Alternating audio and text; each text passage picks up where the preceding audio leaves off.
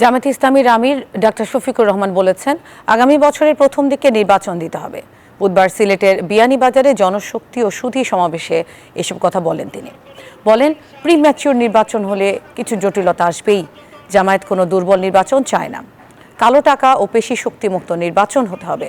জনদুর্ভোগ কমানোর জন্য আগে স্থানীয় সরকার নির্বাচন চেয়েছেন বলেও জানান তিনি। তিনি আরও বলেন, জামায়াতের কোনো দায়িত্বশীল নেতা দেশ থেকে পালাননি। দেশকে সুশৃঙ্খল অবস্থায় আনতে হলে আমাদের একটা কার্যকর নির্বাচন লাগবে। সেই নির্বাচনটা আমরা আশা করছি আগামী বছরের প্রথম দিকে ইনশাল্লাহ অনুষ্ঠিত হবে। কিন্তু সেই নির্বাচনটা কেমন চাই? আমাদের স্পষ্ট বক্তব্য, অতীতের বস্তা বচায় ধারায় নতুন কোনো নির্বাচন চাই না, এবং এমন কোনো নির্বাচন আমরা মেনেও নেব না। বাছাই করা আলু আর স্পাইসি সিজনিং এ প্রাণ পোটাটা চিপস নাকি বিস্কিট খেয়ে বোঝে নাও।